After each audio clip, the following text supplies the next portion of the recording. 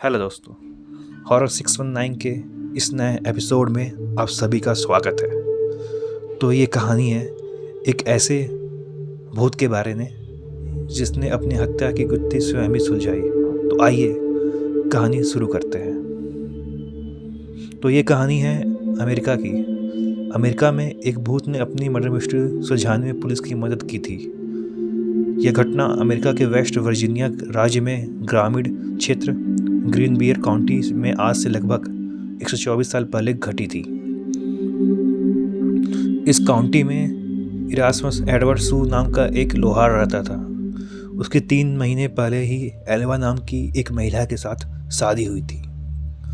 जनवरी 1857 की एक रात एडवर्ड ने अपने पड़ोसी के एक लड़के को काम करने वाली जगह से घर भेजा ताकि वह देख सके कि उसकी नई नवीली पत्नी को बाजार से कुछ चाहिए तो नहीं। जब यह लड़का ग्रीन बियर काउंटी में उसके घर के दरवाजे पर पहुंचा तो उसने एल्वा को सीढ़ियों के नीचे पड़ा पाया। एक पल के लिए वह लड़का ठिठक गया। उसे समझ नहीं आ रहा था कि वह क्या करे। उसने एल्वा को सीधे फ़ोन किया और चेक करने की कोशिश की कि आखिर हुआ क्या है। एल्वा का सिर एक तरफ झुका हुआ था।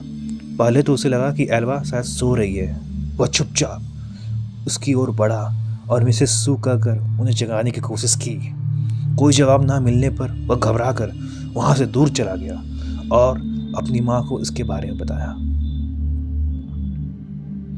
पड़ोस में ही रहने वाली उस लड़की की माँ ने एल्वा को बेसुध पड़ा देख स्थानीय डॉक्टर और सरकारी अधिकारी जॉर्ज डब्ल्यू कनप को बुलाया। सूचना देने के लगभग 1 घंटे तक कनप घटनास्थल पर नहीं पहुंचे, लेकिन तब तक एडवर्ड वहां पहुंच चुका था। एडवर्ड वही आदमी है जो उस महिला का पति है जिसकी मृत्यु हो चुकी है। वह अपनी पत्नी की शव को वहां उठाकर बेडरूम में लेकर गया। उसे नहलाया, कपड़े पहनाए और बिस्तर पर लिटा दिया। उसने अपनी पत्नी के मृत शरीर को एक ऊंचे कॉलर वाले कपड़े पहनाकर दफनाने के लिए तैयार किया और उसके चेहरे पर पर्दा डाल दिया।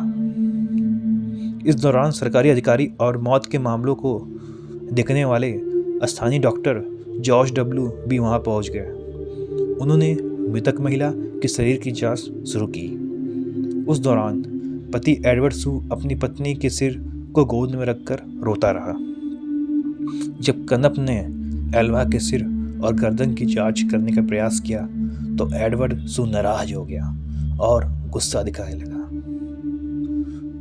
कनप सू को नाराज नहीं करना चाहते थे, इसलिए वो चुपचाप वहां से चले गए, लेकिन उन्हें एडवर्ड पर शक हो गया था। उन्होंने एल्वा के बाकी शरीर की जांच के दौरान कुछ भी गलत नहीं पाया था, फिर भी उन्हें उस पर शक हो गया था। कनप कुछ हफ्ते एल्वा का इलाज भी कर रहे थे, इसलिए उन्होंने मृत्यु के कारण अचानक आई बेहोशी करार। उन्होंने बाद में इसे गर्भावस्था से जुड़ी परेशानियों से जोड़ दिया। एल्वा के शरीर को लिटिल सेवल माउंटेन के उसके बचपन के घर ले जाया गया और दफनाया गया। ताबूत में भी एल्वा के सिर और गर्दन को सू ने किसी को ना छूने दिया। एल्वा की माँ मैरी जैन हिस्टर को छोड़कर हर कोई इस मौत को प्राकृतिक मान रहा था। वह सू को कभी पसंद नहीं करती थी और उन्हें बिना सबूत के भी यह यकीन हो गया था कि सू ने ही उनकी बेटी की हत्या कर दी है। पर बड़ी बात यह थी कि एल्वा ही बता सकती थी उसके साथ क्या हुआ था। ऐसे में मैरी हैन हिस्टर ने एल्वा की आत्मा से बात करने का फैसला किया। उन्होंने आत्मा को बुलाने के लिए विशेष पूजा और प्रार्थनाएं शुरू की। उन्होंने पास की चर्च से बहुत से पादरियों को बुलाया। कई हफ्तों तक सुबह शाम प्रार्थना करने के बाद उसे एल्वा की आत्मा से उत्तर मिला। हिस्टर ने दावा किया कि उसकी बेटी उसे अपनी कहानी बताने के लिए लगातार 4 रात सपने में दिखाई दी। उन्होंने कहा कि आत्मा पहले एक उज्जवल प्रकाश के रूप में प्रकट हुई, धीरे धीरे एक मानव रूप लेकर अपनी कहानी बताने लगी। इस दौरान पूरा कमरा ठंड से भर जाता था। लगातार 4 दिनों तक एल्वा की आत्मा ने अपनी माँ को सपने के जरिए पूरी कहानी शुरू से बताई। एल्वा के भूत ने उसकी माँ के सामने कबूल किया कि सू ने उसके साथ रात को खाने में मीट नहीं बनाया उसने एल्वा पर हमला कर दिया और मारपीट की। सू ने मारपीट के दौरान एल्वा की गर्दन तोड़ दी थी, जिसके बाद एल्वा के भूत ने अपने सिर पूरी तरह से पीछे घुमाया और वहां से चली गई। इस घट गई और मामले को फिर से खोलने की अपील की। प्रेस्टन ने भूत के बारे में उसकी कहानी पर विश्वास किया और आसपास के लोगों से पूछताछ शुरू कर दी। सू के पड़ोसी और दोस्तों ने एल्वा के अंतिम संस्कार के दौरान उसके अजीब व्यवहार के बारे में सरकारी अभियोजक प्रेस्टन को बताया। डॉक्टर कनप ने भी स्वीकार किया कि उन्होंने एल्वा के शरीर की पूरी तरह से जांच नहीं की थी, बट उन्हें उसके ऊपर शक था। प्रेस्टन के लिए ये दोनों बयान सौ के फिर से परीक्षण के आदेश को पाने के लिए पर्याप्त थे। उन्होंने कोर्ट के आदेश से सू की आपत्तियों के बावजूद एक सरकारी समाचार पत्र की रिपोर्ट के मुताबिक मृत महिला के गले और उंगलियों पर निशान पाए गए थे, जिससे पता चला कि एल्वा की मौत उसके गर्दन पर गला घुटने के निशान पाए गए थे, जिससे गर्दन की नस और कोशिकाओं को काफ़ी नुकसान पहुंचा था।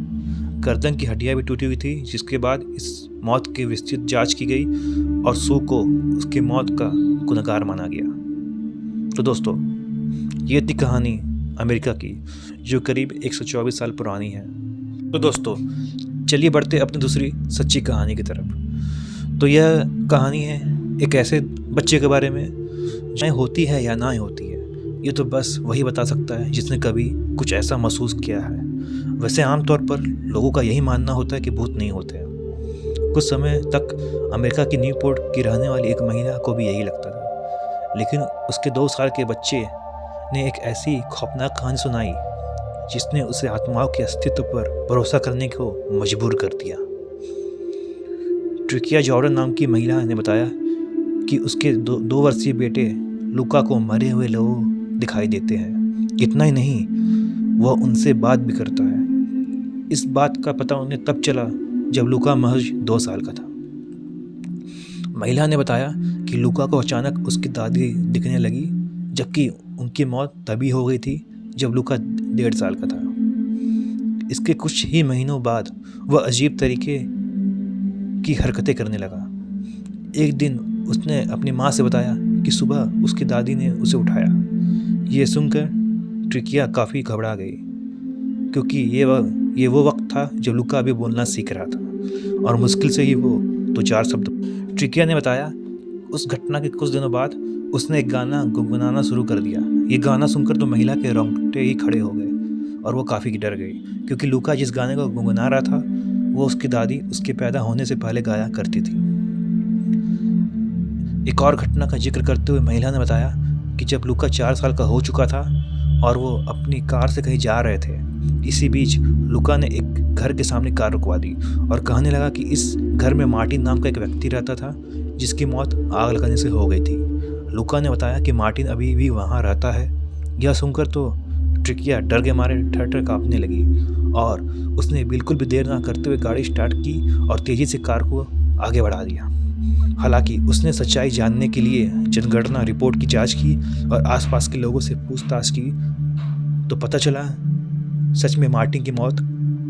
ट्रिकिया बताती है कि अब उन्हें भी इस बात का ट्रिकिया बताती है कि उनसे बात कर सकता है, क्योंकि उसके पास कोई ना कोई शक्ति है।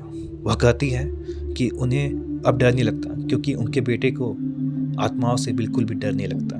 तो दोस्तों, ये थी हमारी दूसरी कहानी। अब विश्वास करना या ना करना, ये आप पे डिपेंड करता है। तो दोस्तों, अगर आपके पास कोई भी सच्ची घटना है तो आप स्क्रीन पे दिए ईमेल आईडी पे अपनी कहानी भेज सकते। Thank you for watching this video. धन्यवाद।